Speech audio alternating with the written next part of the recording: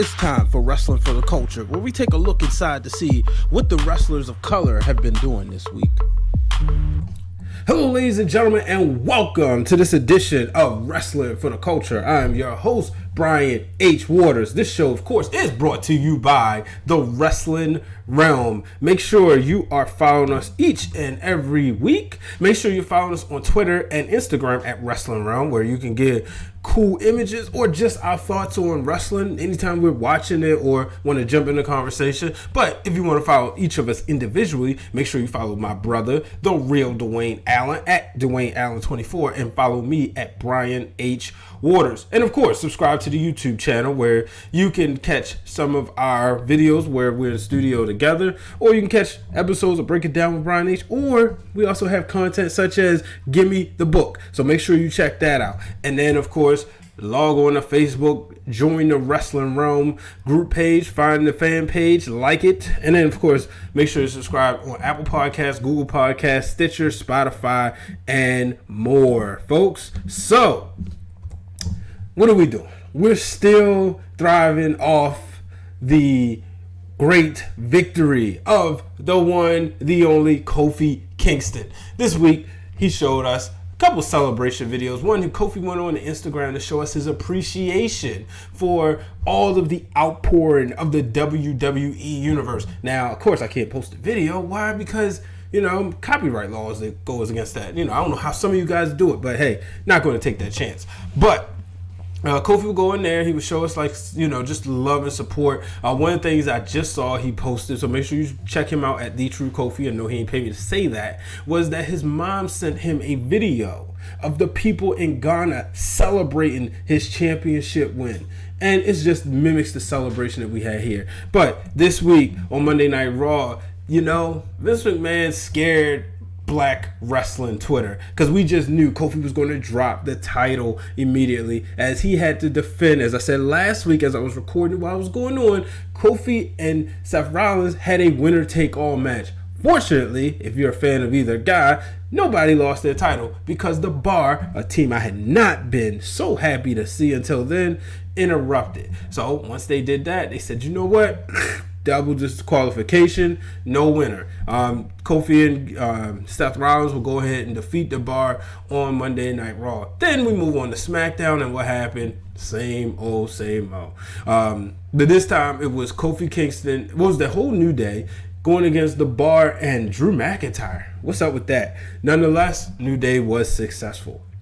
But there's been some news, and I don't have it on the screen, but Big E has been sidelined. People are saying it's from the splits he was doing, having too much fun. Nonetheless, I don't know. I'm not a doctor. I haven't seen nothing confirmed, but Big E has torn his meniscus. So he will be out of action for 6 weeks.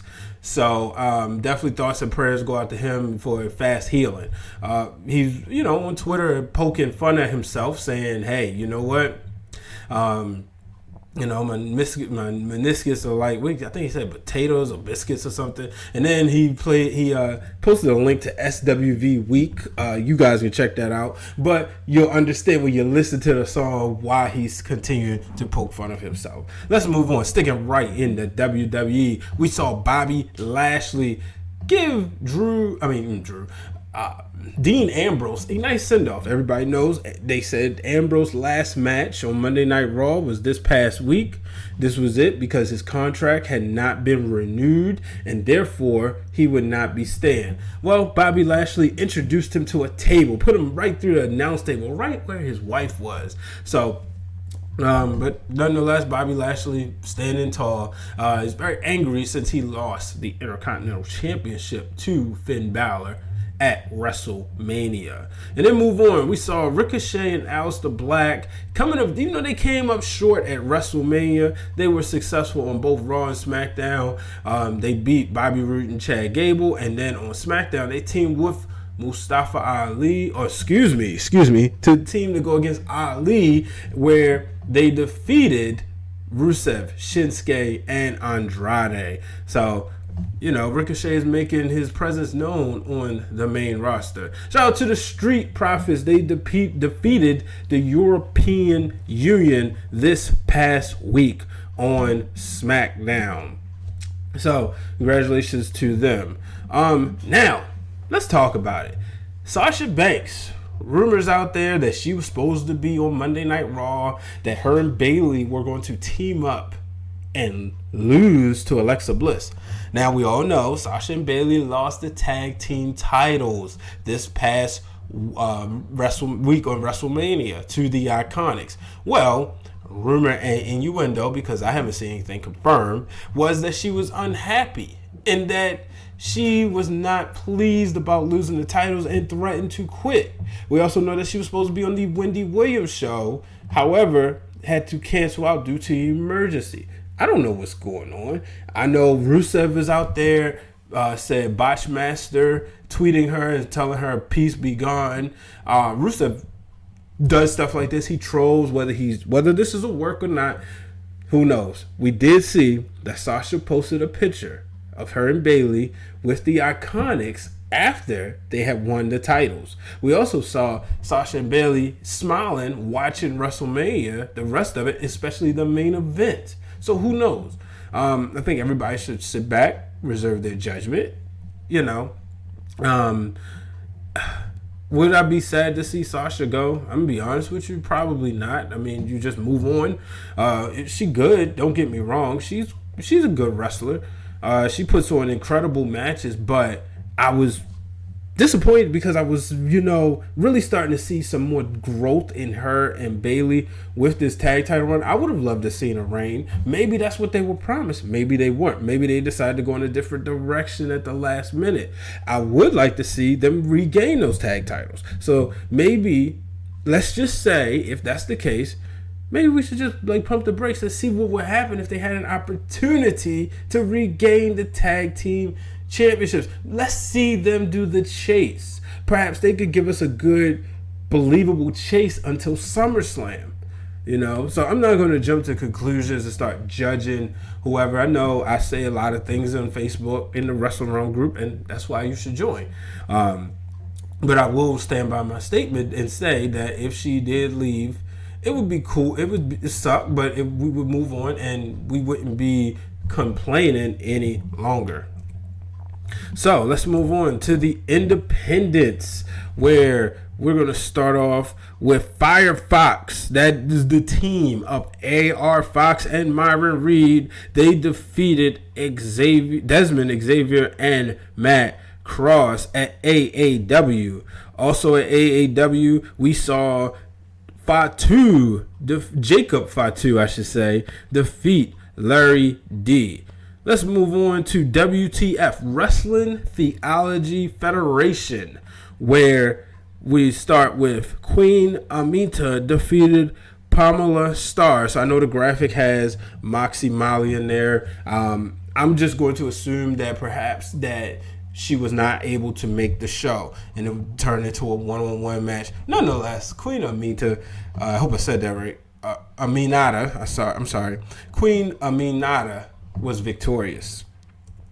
And then in the main event, we saw Calvin Tankman retain the WTF World Championship when he defeated Anthony Total by disqualification. And that's what I saw, that he was the champion. So my source said that Total was the champion, but when I read their page, Tankman was the champion, so I'll stick with that. Let's move on over to One Factory Wrestling, where they crowned a new heavyweight champion, and his name is Tim Miller. Congratulations to him defeating Elijah Evans. So can't wait. I got to see this match. I'm pretty sure it was great. We all know that Elijah Evans has been one of the breakout stars in as far as wrestlers of color.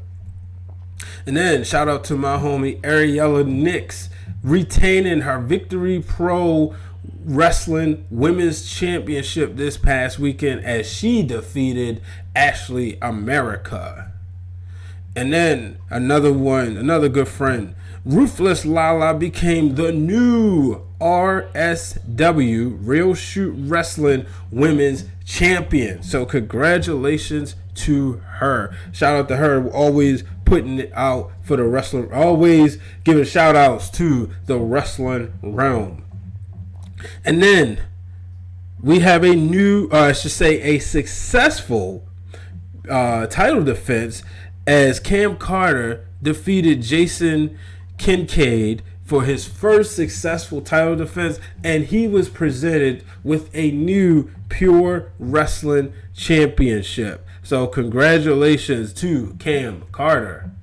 And then moving on, let's go to Evolve 126 as we start off with Milk Chocolate, Brandon Watts, and Randy Summers defeating Task Force. That is DMC and Mikey Spandex.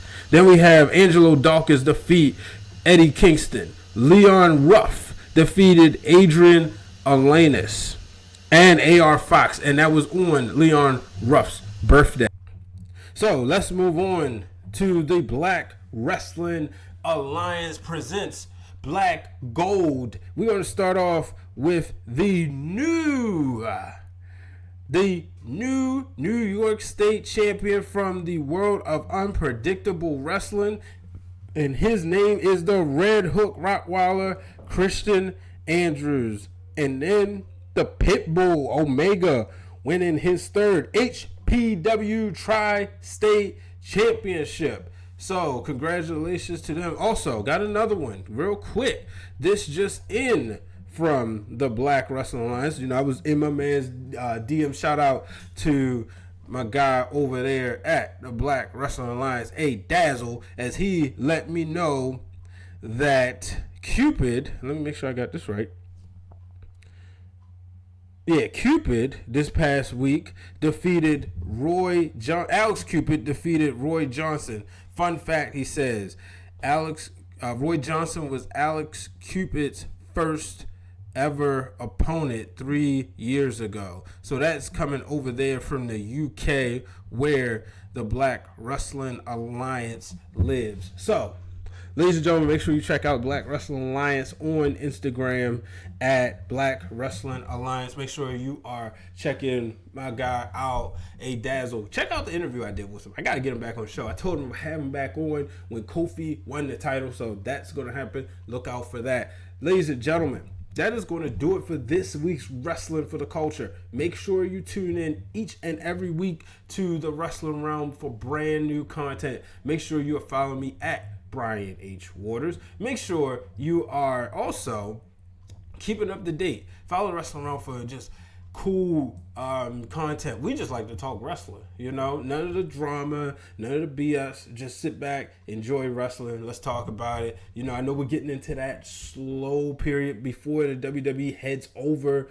to the Saudi Arabias, but guess what? That don't mean things got to be slow for us, because we definitely gonna talk wrestling. We're gonna talk WWE. We're gonna talk New Japan. We're gonna talk some of the indies. Do you guys watch reality wrestling? Do you guys watch MLW? You know, so make sure you send in the results. I tell everybody.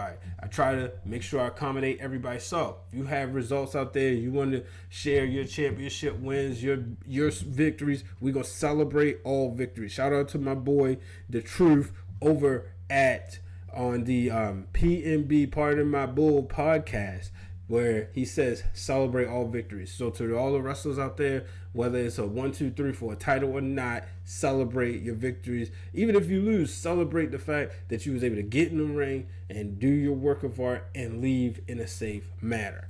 Till the next time, folks, I'm Brian H. Waters. So long, everybody.